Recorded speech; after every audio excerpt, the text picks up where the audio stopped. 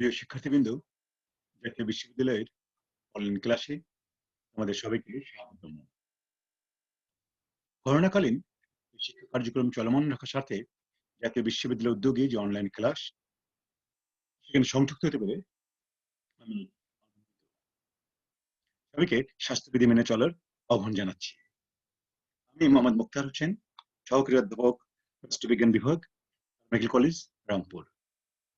আজকে আমরা রাষ্ট্রবিজ্ঞান বিভাগের অনার্স চতুর্থ বর্ষের 24-1913 কোর্সের বাংলাদেশের আইন প্রণয়ন প্রক্রিয়া এই কোর্সটির পঞ্চম লেকচার নিয়ে কথা বলব। এই লেকচারের মধ্যে আছে সংসদের আইন প্রণয়ন সংক্রান্ত কার্যক্রম। আমরা দেখে নেই সংসদের আইন প্রণয়ন সংক্রান্ত কার্যক্রমগুলি কেমন। পঞ্চম অধ্যায়ে সংসদে আইন প্রণয়ন সংক্রান্ত কার্যক্রম। আমরা জানি যে আইনসভার প্রধান কাজ হলো আইন প্রণয়ন করা। আইনসভা কর্তৃক প্রণীত আইনের ভিত্তিতে রাষ্ট্রের শাসন কার্য পরিচালিত হয় এবং বিচার কার্য সম্পাদিত হয়। রাষ্ট্রের সংবিধানের সাথে সামঞ্জস্য রক্ষা করে আইন বিভাগ কি করে? জনমতের প্রতি সতর্ক দৃষ্টি রেখে নতুন আইন প্রণয়ন করে, কেননা সংবিধান হচ্ছে রাষ্ট্রের সর্বোচ্চ আইন। আইনসভা কর্তৃক গৃহীত কোনো বিষয়ে কোনো আইন যখন আইনসভা সিদ্ধান্ত নেয়, সেটি রাষ্ট্রপতি যখন সম্মতি লাভ করে তখন সেটা আইনে পরিণত হয়। নতুন আইন ছাড়া নতুন আইনের প্রবর্তন সম্ভব নয় এবং নতুন আইনের মাধ্যমে নতুন আইনের প্রবর্তন করে আইনসভা। ব্রিটেনের যে পার্লামেন্টের যে কোনো ধরনের আইন প্রণয়ন করতে বা প্রবর্তন করতে সক্ষম। প্রিয় শিক্ষার্থী, 1971 সালের 16 ডিসেম্বর বিশ্বের মানচিত্রে যে স্বাধীন সার্বভৌম রাষ্ট্রের জন্ম হয়, 1972 সালে তার সংবিধান গণপরিষদ কর্তৃক প্রণীত হয়। 1970 সালে যে নির্বাচন, তৎকালীন পাকিস্তানের যে নির্বাচন, সেই নির্বাচনে জাতীয় ও প্রাদেশিক পরিষদের নির্বাচনে পূর্ব পাকিস্তান থেকে যে নির্বাচিত সদস্যরা, তাদের নিয়ে এটি গণপরিষদ গঠন করা হয়। সেই গণপরিষদ কর্তৃক তৎকালীন আইনমন্ত্রী ডক্টর কামাল হোসেনের নেতৃত্বে এটি সংবিধান প্রণয়নের জন্য কমিটি গঠন করা হয়, যার সদস্য সংখ্যা ছিল 35 জন। বলছিলাম যে সেই কমিটি দীর্ঘ পরীক্ষা নিরীক্ষার পর, বিভিন্ন দেশের সংবিধান পর্যালোচনার পর 1972 সালের 12 অক্টোবর এই খসড়া সংবিধান গণপরিষদে পেশ করে। এরপর নিয়ম অনুযায়ী প্রথম, দ্বিতীয় এবং তৃতীয় এবং সর্বশেষ পাঠ শেষে 4 নভেম্বর 1972 সর্বসম্মতিক্রমে এই সংবিধান সংক্রান্ত বিলটি গণপরিষদে গৃহীত হয় এবং তখন সিদ্ধান্ত হয় যে 1972 সালের 16 ডিসেম্বর, যেটি আমাদের মহান বিজয় দিবস, সেই বিজয় দিবসে এটি কার্যকরী হবে। এবং সেখানে 1972 সালের 16 ডিসেম্বর এই সংবিধানটি কার্যকরী হয়। সংবিধানটি অদ্যাবধি 16টি সংশোধনী হয়েছে। আইন প্রণয়ন কেমন করে হয়? জাতীয় সংসদের আইন প্রণয়নটি কেমন করে হয়? আমরা একটু দেখে নিই আইন প্রণয়ন আসলে কি। বলা হচ্ছে যে আইন তৈরি করার জন্য যে প্রক্রিয়াটি আমরা গ্রহণ করি, সেটি হচ্ছে আইন প্রণয়ন প্রক্রিয়া। আইনের উৎস, আইনটি কিভাবে কোন জায়গা থেকে আসবে, কিভাবে আইনটি প্রণয়ন করা হবে, এই যে পদ্ধতিটি, একে বলেছে আইন প্রণয়ন পদ্ধতি। বিচারকগণ সিদ্ধান্ত গ্রহণ করতে গিয়ে যে নীতি প্রতিষ্ঠা করেন, তাও আইন প্রণয়নের অন্তর্গত। প্রকৃত বিষয়ে আসলে আইন প্রণয়ন বলতে কি বোঝায়? আইন বলতে জনগণের প্রতিনিধিত্বমূলক কোন সার্বভৌম কর্তৃপক্ষ এবং উক্ত কর্তৃপক্ষ ক্ষমতাপ্রাপ্ত অধস্তন কোন কর্তৃপক্ষ কর্তৃক আইন তৈরিকে বোঝায়। বলা হচ্ছে জনগণের প্রতিনিধিত্বমূলক কোন সার্বভৌম কর্তৃপক্ষ, জাতীয় সংসদ, সে নিজে অথবা জাতীয় সংসদ যদি কাউকে কোনো দায়িত্ব দেয়, অথচ কোনো কর্তৃপক্ষকে যদি আইন প্রণয়নের দায়িত্ব দেয়, সেটিকে বলা হচ্ছে আইন প্রণয়নের প্রক্রিয়া। আইন প্রণয়নের সংজ্ঞা শুধুমাত্র ব্রিটেনের ক্ষেত্রে প্রযোজ্য।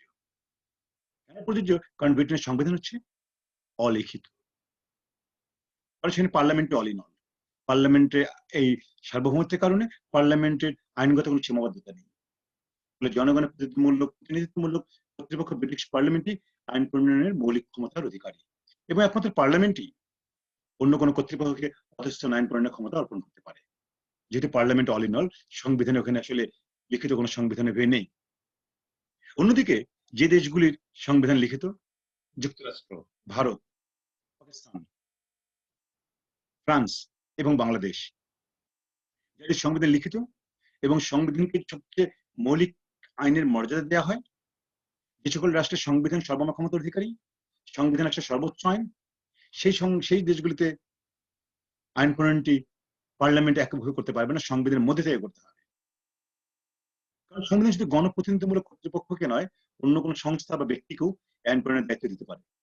সংবিধান সেটা দেখবে, পার্লামেন্ট নয়, জাতীয় সংসদ নয়। যেমন বাংলাদেশ সংবিধান রাষ্ট্র আইন প্রণয়নের সাধারণ ক্ষমতা জাতীয় সংসদ হাতে ন্যস্ত করলেও বলা হচ্ছে বাংলাদেশ সংবিধানে বলা হচ্ছে যে আইন প্রণয়নের যাবতীয় ক্ষমতা জাতীয় সংসদের হাতে ন্যস্ত করা হলেও কি বলা হয়েছে, কিছু বিশেষ ক্ষেত্রে রাষ্ট্রপতিকেও আইন প্রণয়নের ক্ষমতা দেওয়া হয়েছে। সুতরাং যে সকল রাষ্ট্র সাংবিধানিক সার্বভৌমত্ব মেনে চলে, যেখানে সাংবিধানিক সার্বভৌমত্ব বিদ্যমান, সেখানে আইন প্রণয়নের সমস্ত ক্ষমতা সার্বভৌম সংবিধানের আলোকে নিতে হবে। সংবিধান যেভাবে বলে দিবে সেভাবে আইন প্রণয়ন করতে হবে। সংবিধানের বাইরে কোন আইন প্রণয়ন করার ক্ষমতা কোন কর্তৃপক্ষ থাকবে না। লিখিত সার্বভৌম সংবিধানের প্রেক্ষিতে আইন প্রণয়নের সংজ্ঞায় আমরা কিভাবে বলতে পারি তাহলে? তাহলে সংবিধানের আইন প্রণয়নের সংজ্ঞাটা দ্বারা আইন প্রণয়ন বলতে সাংবিধানিক কোন কর্তৃপক্ষ বা এরূপ কর্তৃপক্ষের ক্ষমতাপ্রাপ্ত অধস্তন কোন কর্তৃপক্ষ কর্তৃক সাংবিধানিক সীমাবদ্ধতার মধ্যে থেকে আইন তৈরি করে বোঝায়। ক্লিয়ার? আমরা আরেকটু যদি বলে নিই যে আইন প্রণয়ন বলতে বোঝায় সাংবিধানের মধ্যে থাকতে হবে, সংবিধান যেভাবে দায়িত্ব দিবে সেভাবে দায়িত্ব পালন করতে হবে, এবং সেই মাধ্যমে সেই দায়িত্ব এবং সীমাবদ্ধতার মধ্যে থেকে যখন আইন প্রণয়ন করা হবে সেটাকে আমরা বলবো আইন প্রণয়ন প্রক্রিয়া। প্রিয় শিক্ষার্থীরা, এরপর আমরা একটু দেখে নিই আইনের প্রকারভেদগুলি। আইন কত প্রকার, আইন প্রণয়নের যে প্রকারভেদ, যেমন অলিখিত সংবিধানে একরকম আইন প্রণয়ন হবে, লিখিত সংবিধান অনুযায়ী আইন প্রণয়ন একরকম হবে। অলিখিত সংবিধানে সাধারণ আইন প্রণয়ন হবে, অধস্তন আইন প্রণয়ন হবে। কিন্তু লিখিত সংবিধান যেখানে আছে সেখানে সাধারণ আইন প্রণয়ন হবে, অধস্তন আইন প্রণয়ন হবে এবং বিশেষ আইন প্রণয়নও হবে। আমরা দেখিনি লিখিত সংবিধান ও ব্রিটিশ পদ্ধতি অনুযায়ী আইন কেমন। লিখিত সংবিধান আমরা বলছি যে লিখিত সংবিধানটি বড় আইন, রাষ্ট্রের সর্বোচ্চ আইন, এর বাইরে অন্য কোন আইন থাকবে না। সাধারণ বা প্রত্যক্ষ আইন বলছি নির্বাচিত জনগণের প্রতিনিধিমূলক সংসদীয় সার্বভৌমত্ব অধীনে আইন প্রণয়নকে সাধারণ আইন বা প্রাথমিক আইন বা প্রত্যক্ষ আইন বলা হয়। তার মানে জনগণের যে নির্বাচিত প্রতিনিধি, এই জনগণের নির্বাচিত প্রতিনিধি সংসদে বসে, পার্লামেন্টে বসে, আইনসভায় বসে যে আইন প্রণয়ন করবে সেগুলো সাধারণ আইন, প্রাথমিক আইন অথবা প্রত্যক্ষ আইন। আর এই জাতীয় সংসদ সদস্যরা অথবা আইন বিভাগ অথবা জনগণের নির্বাচিত প্রতিনিধিরা যখন কাউকে ক্ষমতা হস্তান্তর করবে, অন্য কোনো অধস্তন কর্তৃপক্ষকে যখন এই আইন প্রণয়ন করার দায়িত্ব দেওয়া হয়, তখন সেটাকে আমরা বলছি অধস্তন আইন প্রণয়ন। লিখিত সংবিধান অনুযায়ী আইন প্রণয়নের সংবিধানে আইন প্রণয়ন হচ্ছে 3 প্রকার। প্রিয় শিক্ষার্থী, লিখিত সংবিধান অনুসারে আইন প্রণয়নের যে প্রক্রিয়া, এই আইন প্রণয়নের যে পদ্ধতি 3 প্রকার। সাধারণ বা প্রত্যক্ষ আইন, এটা হচ্ছে অধস্তন আইন এবং বিশেষ আইন। আমরা এর আগের স্লাইডে দেখেছিলাম আইন প্রণয়নের প্রকারভেদ। লিখিত সংবিধানে 3 ধরনের আইনের কথা বলা হয়েছে। সাধারণ আইন কোনটি? আমরা বলছি জনগণের নির্বাচিত প্রতিনিধিরা যে আইনটি প্রণয়ন করে সেটা সাধারণ আইন। সংবিধানে প্রদত্ত ক্ষমতা বলে কোন কর্তৃপক্ষ যে আইন প্রণয়ন করে সাধারণ আইন পর্যায়ে পড়ে। বাংলাদেশের সংবিধানের 65 নম্বর অনুচ্ছেদে জাতীয় সংসদকে বলা হয়েছে জাতীয় সংসদ কি করবে, সব ধরনের সাধারণ আইন প্রণয়নের মর্যাদা লাভ করবে। 93 নম্বর অনুচ্ছেদে মহামান্য রাষ্ট্রপতিকে বলা হচ্ছে বিশেষ পরিস্থিতিতে তিনি আইন প্রণয়নের ক্ষমতা তাকে দেওয়া রয়েছে, তিনি আইন প্রণয়ন করতে পারবেন। এবং রাষ্ট্রপতি কর্তৃক 93 অনুচ্ছেদে যে সকল অধ্যাদেশ জারি হবে সেগুলো আইনের আওতায় পড়বে। সুতরাং জাতীয় সংসদ পর্যন্ত সকল আইন, সকল সংবিধি, অধ্যাদেশ সাধারণ আইনের আওতায় পড়বে। এবার এসে আমরা অধস্তন আইনের ক্ষেত্রে সাধারণভাবে আইন প্রণয়নের যে দায়িত্ব আইন বিভাগের উপর, এটা আমরা সবাই জানি। কিন্তু আইন বিভাগ যখন আইন প্রণয়নের সীমিত কোনো ক্ষমতা কোনো অধস্তন কর্তৃপক্ষ দান করবে এবং অধস্তন কর্তৃপক্ষ সেই ক্ষমতা বলে যখন আইন প্রণয়ন করবে, তখন আমরা বলছি তাকে অধস্তন আইন বা অর্পিত ক্ষমতা প্রযুক্ত আইন প্রণয়ন। যে শিক্ষার্থী, আমরা খুব সহজ কথা যদি বলি, আইন প্রণয়নের দায়িত্ব যে আইন বিভাগের, যে আইন বিভাগ যদি অধস্তন কোন কর্তৃপক্ষকে আইন প্রণয়নের ক্ষমতা দেয় এবং সেই ক্ষমতা বলে অর্পিত ক্ষমতা বলে অধস্তন কর্তৃপক্ষ যদি আইন প্রণয়ন করে, সেটি হচ্ছে অধস্তন আইন প্রণয়ন। এরপরে বিশেষ আইন প্রণয়ন। লিখিত সংবিধান যেমন প্রত্যেকটি রাষ্ট্রেই বিশেষ আইন প্রণয়ন প্রচলিত নয়। কতিপয় রাষ্ট্রে সংবিধানের প্রবর্তন লক্ষ্য করা যায়। আর তাহলে সংবিধান সরাসরি রাষ্ট্রপতিকে কতিপয় ক্ষেত্রে সেকেন্ডারি আইন প্রণয়নের ক্ষমতা দেয়। জাতীয় আইনগুলো পার্লামেন্ট কর্তৃক পাশকৃত আইনের সমমর্যাদা সম্পন্ন নয় বা অধস্তন আইনের আশঙ্কায় পড়ে না। এ কারণে এসব আইনকে ব্রিটিশ আইন বলা হয়। এই আইন প্রণয়নকে নির্বাহী আইন প্রণয়ন বলা যেতে পারে। আমরা খুব সহজ কথা যদি বলি যে আইন প্রণয়নে যারা সবচেয়ে বড় ধারক এবং বাহক পার্লামেন্ট, জাতীয় সংসদ, জনগণের নির্বাচিত প্রতিনিধি তারা, অথবা এই পার্লামেন্ট অথবা জননির্বাচিত প্রতিনিধি যাকে অধস্তন কর্তৃপক্ষের দায়িত্ব দিচ্ছে আইন প্রণয়নের, তারা এই দুইয়ের বাইরে যদি কোনো আইন প্রণীত হয় বিশেষ কোনো সময় বিশেষ কোনো অবস্থায়, সেটাকে আমরা বলছি বিশেষ আইন প্রণয়ন। এবং এই আইনগুলি নির্বাহী আইনও বলা যেতে পারে, নির্বাহী আদেশে কিছু আইন হবে, সেই আইনগুলি হতে পারে। এবং এই আইনগুলি আসলে পার্লামেন্ট কর্তৃক প্রণীত যে আইন, সেই আইনের মতো মর্যাদা সম্পন্ন হবে না।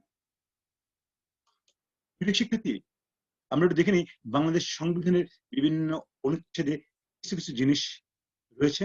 বিভিন্ন অনুচ্ছেদে সাংবিধানিক আইন প্রণয়নের বলা হয়েছে। আমরা একটু দেখে নিই এই অনুচ্ছেদগুলিতে কি আছে।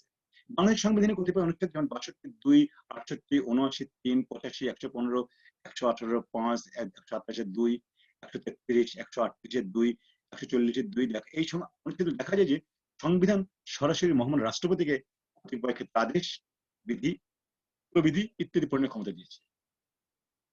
যেটা আমরা বলছি যে সংসদ অধিবেশন না থাকলে জনগুরুত্বপূর্ণ জরুরি কোনো বিষয়ে মহামান্য রাষ্ট্রপতি অধ্যাদেশ জারি করতে পারেন, সে অধ্যাদেশটি আইনের মতোই কার্যকরী হবে। ঠিক স্পষ্ট সংবিধানে বলে দেওয়া হয়েছে সংবিধান মহামান্য রাষ্ট্রপতিকে কতিপয় ক্ষেত্রে আদেশ, বিধি, প্রবিধি ইত্যাদি প্রণয়নের ক্ষমতা দিয়েছে। তেমনি 107-এর 1 অনুচ্ছেদে সংবিধান সুপ্রিম কোর্টকেও, বাংলাদেশের সর্বোচ্চ যে বিচারালয় সুপ্রিম কোর্ট, এই সুপ্রিম কোর্টকেও অধস্তন আদালতের দ্বিতীয় পদ্ধতি নিয়ন্ত্রণের জন্য বিধি প্রণয়নের ক্ষমতা দিয়েছে। তার মানে কি? তার মানে বিশেষ আইনের যে কথা আমরা বললাম, পার্লামেন্ট নয়, পার্লামেন্ট কর্তৃক দায়িত্বপ্রাপ্ত বা ক্ষমতা অর্পিত ক্ষমতা বলে কোনো কর্তৃপক্ষ নয়। আলাদাভাবে সংবিধানে স্পষ্ট বলে দেওয়া রয়েছে যে সুপ্রিম কোর্ট তার অধস্তন আদালতের যে রীতি এবং পদ্ধতি, অধস্তন আদালত কিভাবে চলবে সেটা নিয়ন্ত্রণের জন্য বিধি প্রণয়নের ক্ষমতা দিয়েছে। এরূপ প্রদত্ত সাংবিধানিক ক্ষমতা সংবিধানের বিভিন্ন শর্ত দিয়েছে, সেটি ভিন্ন জিনিস। সংবিধানের বিভিন্ন শর্ত আছে, সংবিধানের শর্তের মধ্যে থেকেই তারা পরিচালিত হবে। তবে সংবিধানে স্পষ্ট বলে দেওয়া হচ্ছে মহামান্য রাষ্ট্রপতির কিছু আলাদা ক্ষমতা রয়েছে, সুপ্রিম কোর্টের কিছু আলাদা ক্ষমতা রয়েছে। শিক্ষার্থী, এই যে আদেশ, বিধি, প্রবিধি এগুলো হচ্ছে কেমন একটু আমরা দেখে নিই। এগুলো হচ্ছে 3 ধরনের: সংবিধান পূর্ব অবস্থায়, সংবিধান বহির্ভূত অবস্থায়, সাংবিধানিক অবস্থায়। যখন সংবিধান থাকবে না তখন এক ধরনের হবে, যখন সংবিধানের ভিতরে থেকে এক ধরনের হবে, সাংবিধানিক ব্যবস্থায় সাংবিধানিক বিধিবিধির মধ্যে একরকম হবে। বিভিন্ন কারণে অধস্তন আইন প্রণীত হয়। অধস্তন কেন প্রণীত হয়? বিভিন্ন কারণে প্রণীত হয়। সংসদ অধিবেশনে নেই, জনকল্যাণমূলক যে রাষ্ট্রগুলি রয়েছে সেই রাষ্ট্রগুলিতে সংসদ সবসময় জনগণের কল্যাণে সব কাজ করতে পারে না, সংসদ সবসময় অধিবেশন নাও থাকতে পারে। জনগুরুত্বপূর্ণ কোনো বিষয়ে তাৎক্ষণিক কোনো সিদ্ধান্ত নেওয়া প্রয়োজন পড়ে, সেক্ষেত্রে জনকল্যাণ রাষ্ট্র ব্যবস্থায় এই অধস্তন কর্তৃপক্ষকে আইন প্রণয়নের ক্ষমতা দেওয়া হয়। সময়ের স্বল্পতার কারণে অনেক সময় অধস্তন কর্তৃপক্ষকে আইন প্রণয়নের ক্ষমতা অর্পণ করা হয়। আমরা জানি সংসদ সবসময় ক্ষমতায় থাকবে, সবসময় অধিবেশন থাকে না। সংসদ সদস্যদের প্রচুর জনগুরুত্বপূর্ণ কাজ করতে হয়, সবসময় সব সিদ্ধান্ত নেওয়া সম্ভব হয় না। অনেক গুরুত্বপূর্ণ বিষয় সংশ্লিষ্ট অধস্তন কর্তৃপক্ষের কাছে ছেড়ে দিতে হয়। আইনসভার সদস্যের সীমাবদ্ধ ও আইনের বিষয়বস্তু সংক্রান্ত অসুবিধা, নমনীয়তা রক্ষা, জরুরি অবস্থা মোকাবেলা। আমরা বললাম সবচেয়ে যেটা গুরুত্বপূর্ণ, জরুরি অবস্থা মোকাবেলার জন্য অধস্তন কর্তৃপক্ষের হাতে কিছু কিছু আইন প্রণয়নের ক্ষমতা অর্পণ করা হয়। কারণ জনগুরুত্বপূর্ণ, জনগণের নিরাপত্তা, জনগুরুত্বপূর্ণ বিষয়ে সবার সর্বাগ্রে, রাষ্ট্রের মঙ্গল, জনগণের মঙ্গল সবার আগে।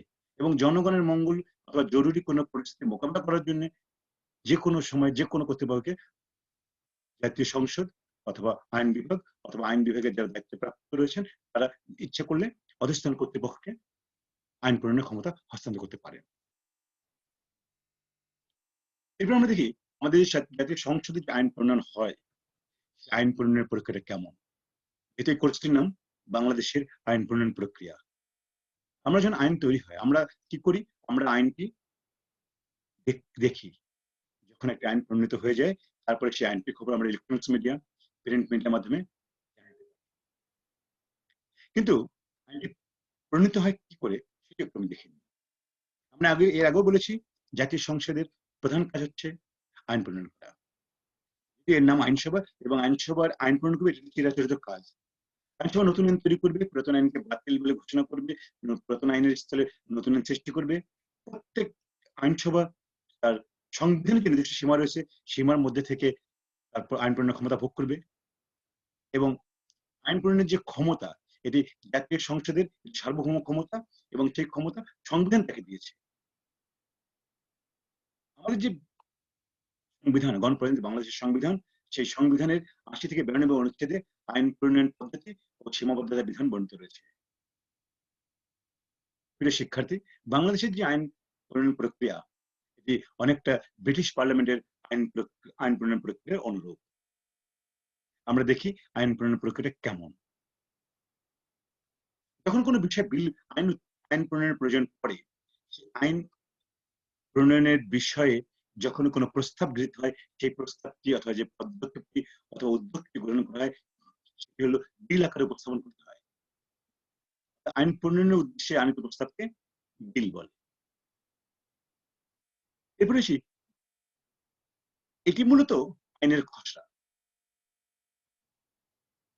যে বিষয়টির উপর আইন প্রণয়ন করা হবে, যে বিষয়টি সম্পর্কে আইন প্রণয়ন, পরিবর্তন, সংশোধন, বিযোজন করা হবে, সেই বিষয়ে যে প্রস্তাব আনা হয় সেই প্রস্তাবটি আসলে বিল আকারে আনা হয়। যখন এটি মহামান্য রাষ্ট্রপতির সম্মতি লাভ করবে তখন সেটি আইনে পরিণত হবে।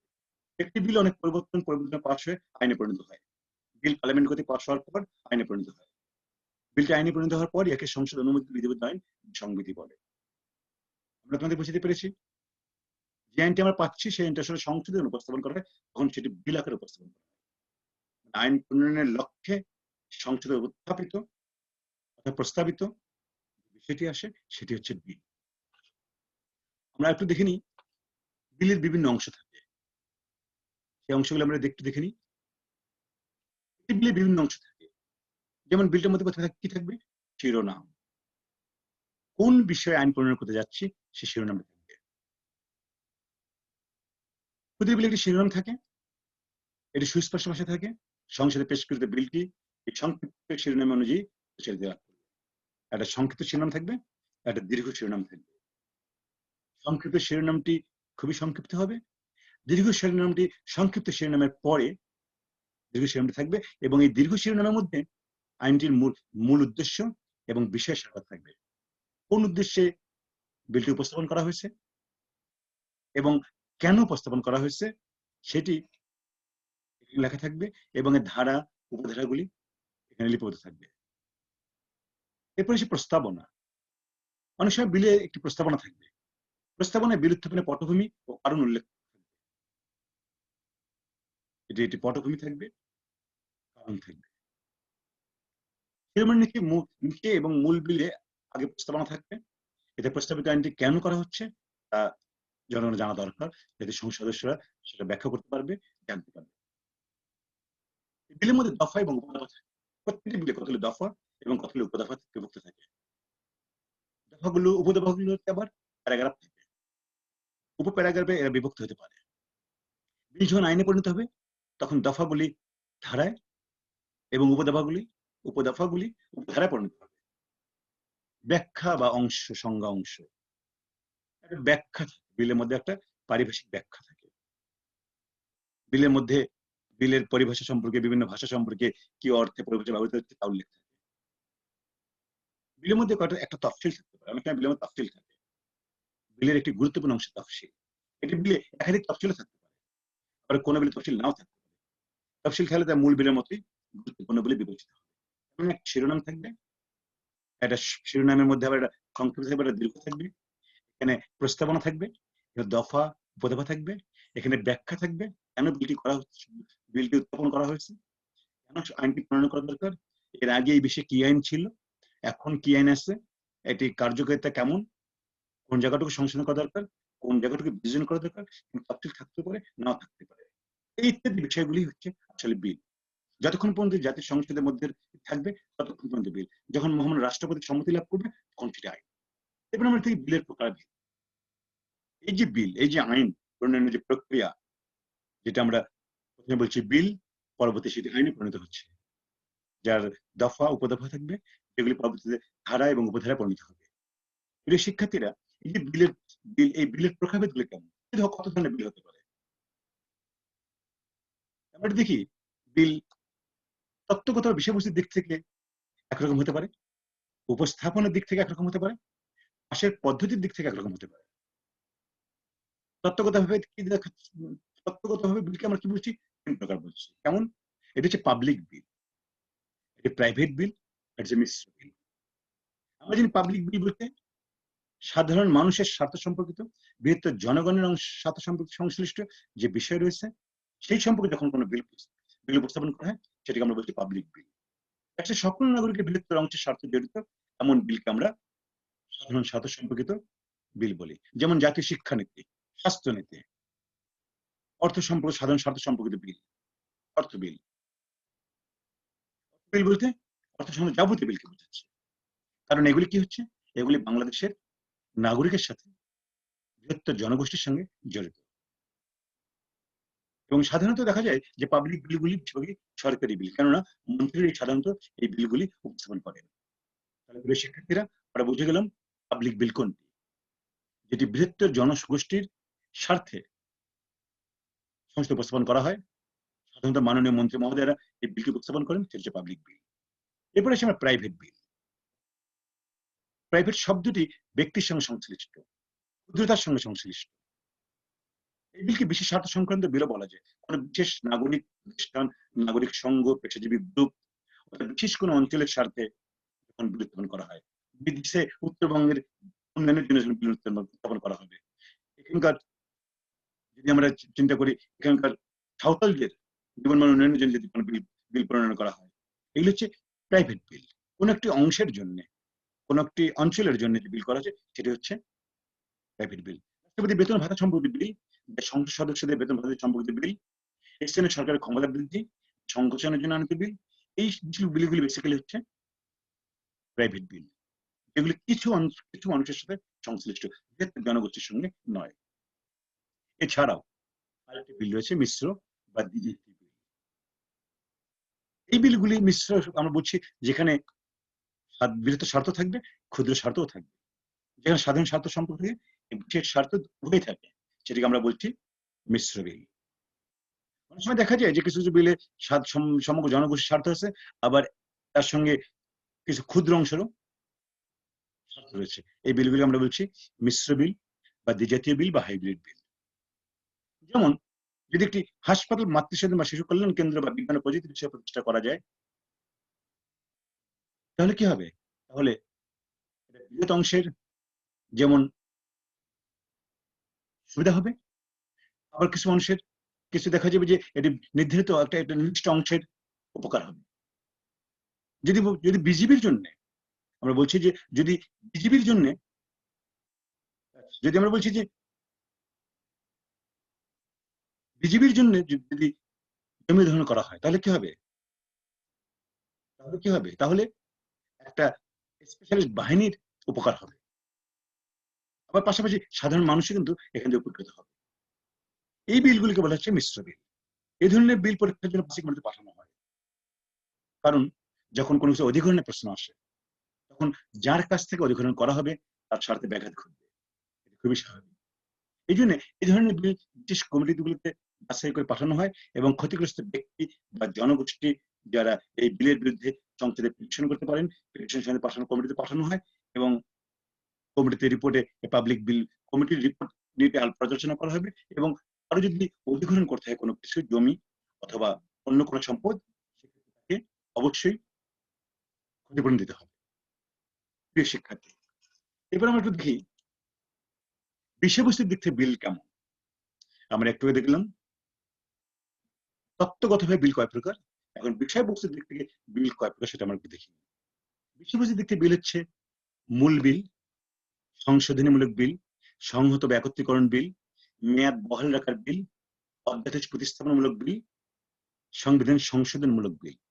এই সবগুলি বিলের কথা যদি আমরা এক নজরে দেখি তাহলে দেখা যাবে এই কথাগুলির মধ্যে এর উত্তর আছে। মূল বিল মানে যেটি নতুন একদম। সংশোধনমূলক বিল হচ্ছে যে বিলগুলি, যে আইনটা আছে, প্রচলিত আইন আছে, এটির কোন একটি অংশ পরিবর্তন অথবা সংশোধনের জন্য আনিত বিল।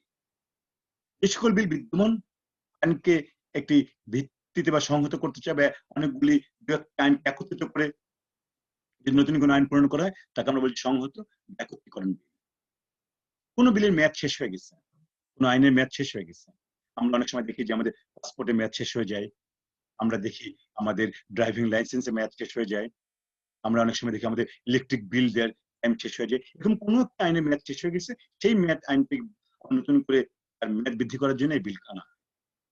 পূর্বে পর্যন্ত অধ্যাদেশ প্রতিস্থাপনের লক্ষ্যে যে বিল উত্থাপিত হয় এই অধ্যাদেশ প্রতিস্থাপনমূলক বিল বলা হয়। সংবিধান সংশোধনের জন্য যে বিল আনা হবে সেটি অবশ্যই সংবিধান সংশোধনী বিল। যেমন এই যে পর্যন্ত গণপ্রজাতন্ত্রী বাংলাদেশ সংবিধান 16 বার সংশোধনী হয়েছে।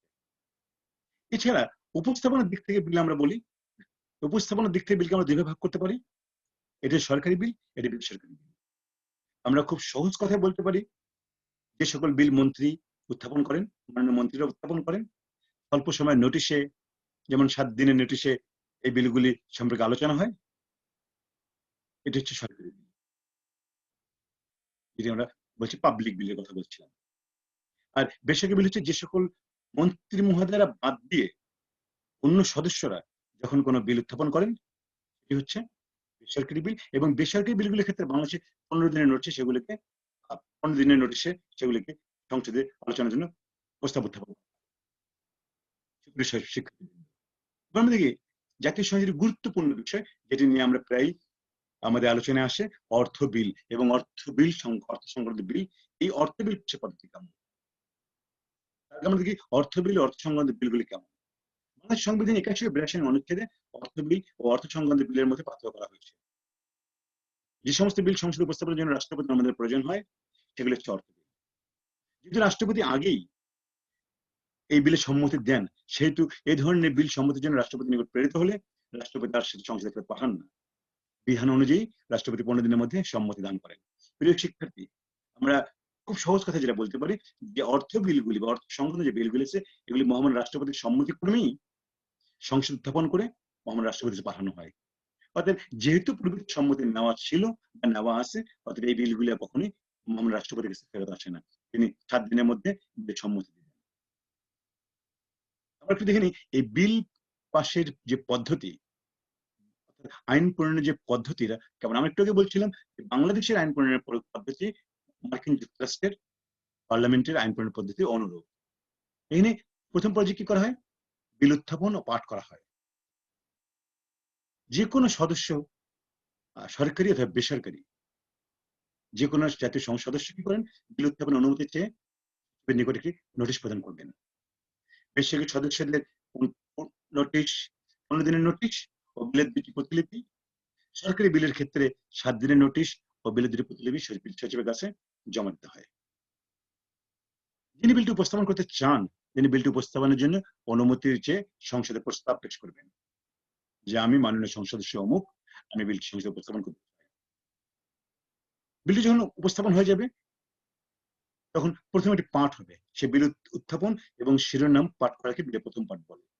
বিলটি আসলে কি, সে শিরোনামটি কি।